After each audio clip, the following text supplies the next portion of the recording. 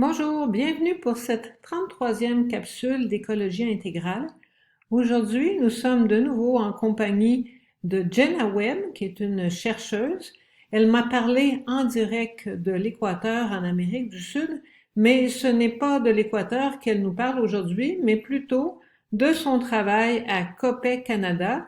Donc, elle va nous expliquer de quoi il s'agit quand on parle d'approche écosystémique de la santé. Je travaille toujours en utilisant ce qu'on appelle une approche écosystémique de la santé. Donc, c'est une façon de regarder les liens entre la santé et l'environnement qui va dans les deux directions. Donc, les humains, on a un impact sur la santé des écosystèmes et nous, on dépend des écosystèmes. Donc, ça va avoir un impact aussi sur notre santé. C'est comme une boucle. Puis il peut avoir des interactions positives aussi. On n'est pas juste dans la contamination, mais on regarde aussi l'impact positif de passer du temps dans la nature, d'entendre les oiseaux, d'être entouré du vert et également l'impact positif des saines habitudes de vie pour la santé des écosystèmes. Donc, on essaie vraiment d'avoir une approche holistique pour regarder ces liens-là. Depuis 15 ans, on donne une formation chaque année sur les approches écosystémiques de la santé. C'est une formation à faire pour les étudiants à l'université, à 3 universités au Canada et aussi par le biais d'une série de webinaires pour les professionnels, quiconque est intéressé dans ces liens-là. Et donc, dans ces formations-là, on enseigne les 6 principes que l'approche écosystémique de la santé est basée sur 6 principes, dont la participation, la durabilité, l'équité sociale et de genre, la complexité, la transdisciplinarité et la recherche à l'action. Donc, on est dans une optique où notre recherche devrait être utile. Et donc, si on va étudier quelque chose après, on va le mettre en application. On étudie plusieurs sujets. Il peut y avoir des personnes qui étudient la crise climatique et les impacts de cette crise-là sur les écosystèmes, comme j'ai parlé avant, la sécheresse puis les tempêtes, mais aussi sur la santé des gens. Ça peut causer du stress. On voit de plus en plus d'anxiété, surtout chez les jeunes, les jeunes qui ne veulent pas avoir d'enfants à cause qui sont anxieux que l'avenir va pas être une belle avenir pour leurs enfants. Et la perte de la biodiversité aussi a des impacts sur la santé. Certaines personnes vont parler des services écosystémiques. C'est une façon de regarder qu'est-ce que la nature nous donne.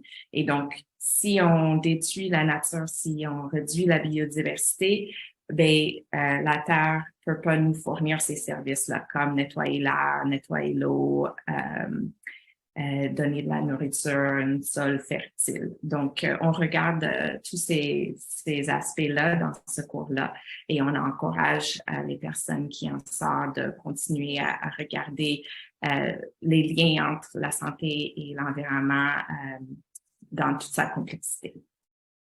Les approches écosystémiques de la santé nous conseille d'utiliser ces 6 principes-là en autant que possible, en sachant que c'est pas chaque situation qu'on peut vraiment les utiliser au complet, puis ce n'est pas non plus une checklist. Il faut vraiment aller en détail, comprendre en premier le contexte pour savoir comment utiliser ces principes-là.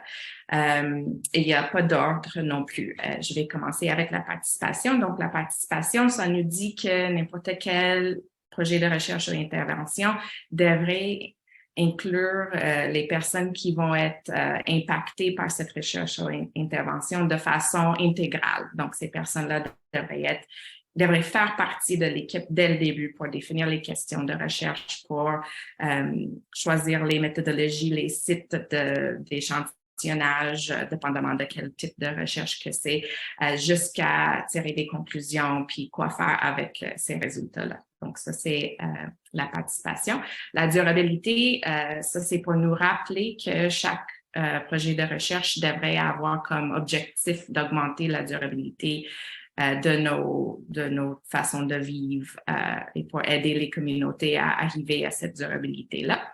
La complexité ou la pensée systémique, c'est une façon de comprendre le monde qui nous encourage à regarder les liens entre les choses. Donc, souvent, la recherche va essayer d'encercler sa question de recherche, mais on a toujours des influences qui viennent d'ailleurs. Dans notre recherche, on essaie en autant que possible d'identifier au moins tous ces liens-là, même si on n'a pas la capacité d'étudier chacune de ces liens-là, mais de ne pas les oublier dans le contexte qu'on étudie. La transdisciplinarité, peut-être vous avez déjà entendu parler de l'interdisciplinarité, mais la transdisciplinarité, ça va au-delà des disciplines. Donc, ça va inclure les arts, la communauté.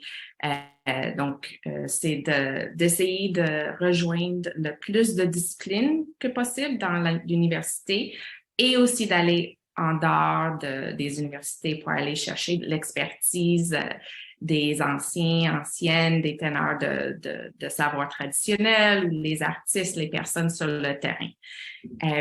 Et la recherche à l'action, ben ça, c'est toute une façon de disséminer l'information, de mobiliser les connaissances pour que la recherche soit utile pour la population. On prône en autant que possible l'intervention recherche-intervention, donc vraiment passer à l'action. Et donc ça implique rejoindre les gens qui sont plus dans les ONG, qui sont en train d'essayer de bouger et faire des changements vraiment dans l'action. Oui, donc je pense que ces principes pourraient être utiles pour tout le monde.